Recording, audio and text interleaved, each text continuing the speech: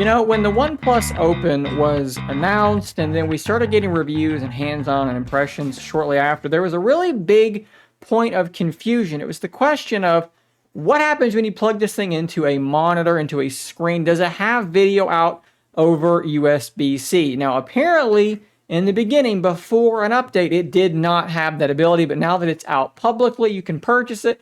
That functionality is supposed to be there. In this video, what I'm going to do is I'm going to show you exactly what happens. And we're going to compare it and contrast it to some other competing devices like the Z Fold, like the Pixel Fold, like even the Surface Duo for fun. Let's see what happens when you plug these devices into an external monitor. Let's start off with the one that is the quickest to answer and to show. What happens if you plug a Pixel Fold into an external monitor like I have here below me? I'll show you there's power being run to this, so it's going to charge the device. But as you can see, nothing else is going to happen. The monitor has turned itself on, but there is, in fact, no signal. The Pixel Fold does not have this functionality. Very, very disappointing. Google, why, oh why would you do something like this? Now let's grab another device, my Samsung Galaxy Z Fold. This one is going to have, I would say, the best experience with something like this. If we plug this in, what should happen momentarily, I just rebooted this thing, so it's actually going to be lagging a little bit. As you can see here, we are trying to fire up Samsung DeX, which is, like I said, going to be the best possible thing that could happen. Samsung DeX is really, really good. The phone stays usable over here. And of course, DeX is running. This is a touchscreen monitor. We're lagging a little bit. There we go. This is a touchscreen monitor, so I can do whatever I want to do. I have a full desktop environment. I have the ability to launch applications, which should fire up inside floating windows that you can drag around. I think I can resize them like that. There we go. A little bit of lag there, but it is just now coming off of a reboot, so hopefully things are kind of settling down a little bit. Let's see if I can make this smaller that way. There we go. So like I said, DeX is awesome. It works really, really well. And on any of these Z Fold style devices, it's going to work great. What about something like Microsoft's Surface Duo 2? This actually, I think, works better than you may think that it does. I've shown you this on some other occasions. It's just going to mirror the screen. But what does this allow you to do? Well, it still acts as though it's two separate screens. So if I launch Twitter, it's going to launch it on that one side of the screen. If I come over here and then I launch Wise, same thing. That's where the hinge should be, and each side is going to have its own sort of gesture area. But one cool thing about this is if I launch something like YouTube, I can drag it to the middle and span it, and there's no hinge in the way. So this actually does maybe work a little bit better than you would think that it would. Biggest problem is you've got pillar boxing on either side because the aspect ratio of this together is in fact not 16:9 as this monitor is. Pretty cool though.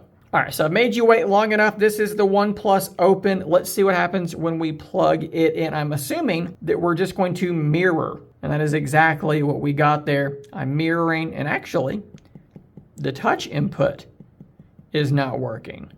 So that is very interesting and strange. Let's open it up, and we have continued to mirror. Oh, now the touch is working. Let's go back to the cover display. Okay, now it's working. But tapping is not working. Swiping's working, but not tapping. Tapping is working on the inside, although, did you just see what that just did? That launched my calendar. Something very strange is happening. It's like the touch targets are wrong. If I tap here, it's launching my calendar like I tapped way up here. That is very, very strange. Of course, the good news is it is in fact outputting. If I rotate this thing, let's see here, I should be able to rotate it. That's going to work just fine. Do we get more accurate touch targets now? No, we don't. We're getting all kinds of crazy stuff going on. It's totally missing my touch targets. Now, this is the only touch device I have. I keep trying to use it. This is the only touch device I have to try this with, so I can't necessarily say 100% that this is going to be the case across everything. But with this, what we're getting is the screen mirroring, and that works just fine. Big pillar boxes on either side.